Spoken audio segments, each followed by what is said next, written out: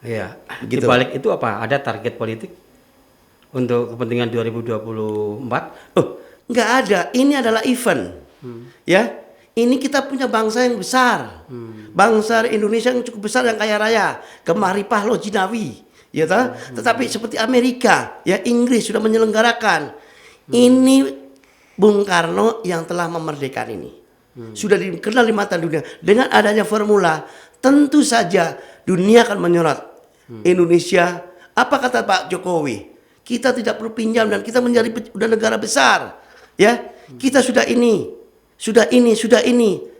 Itu harus kita laksanakan. Tidak ada motif politik di balik itu. Pak Anies itu jalan sesuai dengan apa adanya setiap hari. Tidak ada motif politik apapun. Partai aja belum punya. Siapa yang mendukung Pak Anies? Yang mendukung itu para relawan dan masyarakat. Dia tetap fokus kepada Jakarta. Belum ada berpikiran itu. Kita setelah terkait masalah presiden aja apa-apaan ini. Jangan ada. Laksanakan ini. Laksanakan untuk terkait masalah rakyat Jakarta dulu. Oke, saya ke Bung Ferdinand. Benar begitu, Bung? Seperti yang disampaikan Pak Sarip tadi. Ya, kalau pertanyaannya benar atau tidak, menurut saya tidak mau masuk di dalam itu ya, di dalam konteks mau menilai benar atau tidak. Tetapi kalau bicara dengan logika, apakah logika saya membenarkan atau menerima argumen Pak Sarip itu, saya agak tidak bisa menerima ya. Karena apa? Kalau kita bicara tentang kepentingan masyarakat, kita bisa melihat data bagaimana di Jakarta selama pandemi COVID ini masyarakat miskin bertambah, ya, jadi sekitar 500 ribuan. Nah, kalau memang kepala daerahnya ingin membantu masyarakatnya, mensejahterakan masyarakatnya, akhirnya kan harus kembali kepada prioritas meletakkan dan menempatkan anggaran ini kemana.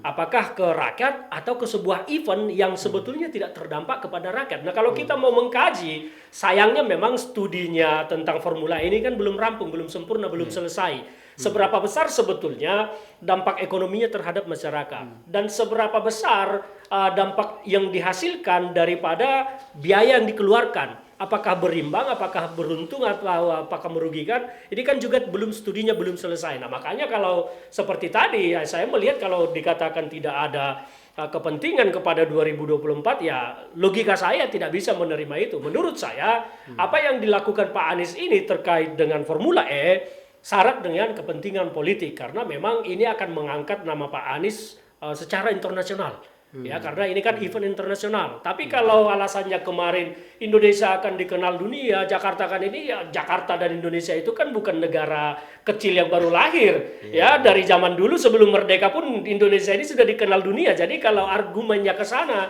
saya tidak bisa menerima logika saya ya. Tetapi apakah kebenarannya sebetulnya Pak Anies tidak ada motif politik, yang beliau yang tahu. Tetapi saya menilai ya di balik ini memang ya motifnya adalah politik dengan memperalat jabatannya sehingga bisa mengalokasikan anggaran untuk kepentingan politik beliau ke depan. Ini penilaian saya. Gimana Pak Sarip? Ya, semua orang mempunyai kepentingan politik, adanya secara individu, apalagi untuk bangsa ya. Ya, artinya ada kepentingan politik dong. Semuanya mempunyai kepentingan, tapi di kepentingan politik di 2024, ya kan, sampai saat ini belum ada dan mulai niatan. Ya kan? Sekarang ini rakyat masih susah, kita tanganin. Kalau keterkaitan dengan kajian belum selesai, anggaran Formula E itu kan sebelum pandemi. Ya, kita merencanakan sebelum pandemi sehingga terjadi pandemi itu dihentikan. Sekarang pandemi sudah selesai, kita rencanakan kembali dan kita akan lakukan pada bulan 2024 2022 bulan Juli. Tetap akan dilaksanakan apapun yang terjadi. Kalau memang terjadi itu tidak terjadi, baru tidak terkait masalah tidak ada anggaran sudah dipakai, sudah dibayar atau fee, ada terjadi korupsi, itu langsung laksanakan.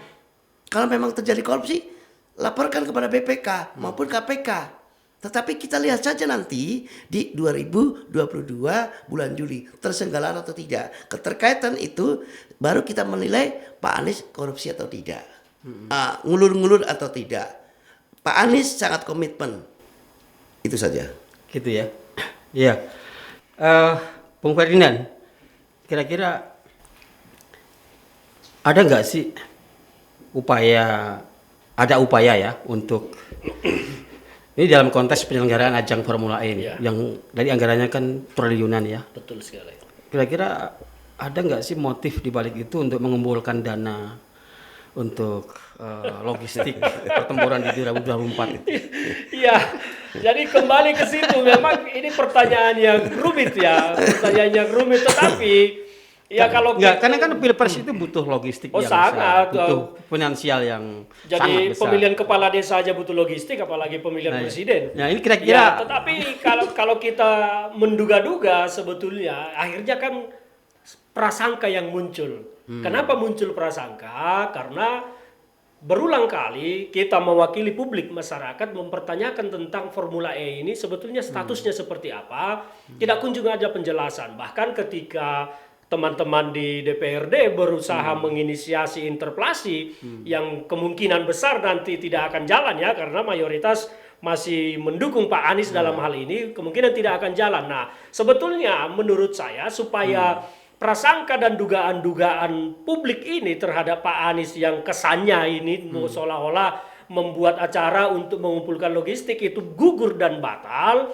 Saya pikir ada baiknya Pak Anies tidak usah interpelasi, tapi panggil saja media, jelaskan kepada publik melalui teman-teman media, ini loh Formula E, ini uang yang sudah keluar ini kita transfer ke rekening A, B, C, D contohnya. Kita ini buktinya kan kira-kira. Terus kemudian status MOU kita dengan VIA masih berlaku, ini buktinya kita konfirmasi dengan via terus hal-hal seperti itu yang harus artinya nggak perlu dibuka. takut dengan hak interpelasi ya. Mestinya tidak perlu takut Dengan kalau tidak ada motif-motif atau agenda-agenda atau hal-hal yang harus disembunyikan. Tidak perlu mengumpulkan 7 fraksi. Tidak perlu seharusnya. Menjamu makan Kalau malam. kalau saya sebagai pendukung, kalau saya dalam posisi pendukung Anies Baswedan, saya justru akan mendorong Pak Anies. Ayo Pak Anies jelaskan kepada publik, buka seterbuka-bukanya. Karena apa? Secara politik, justru kalau Pak Anies Baswedan berani bicara terbuka tentang Formula E ini, beliau akan mendapat kredit poin. Bahkan saya pun akan mengacungkan jempol ke beliau ketika beliau berani membuka ini seterang benderangnya.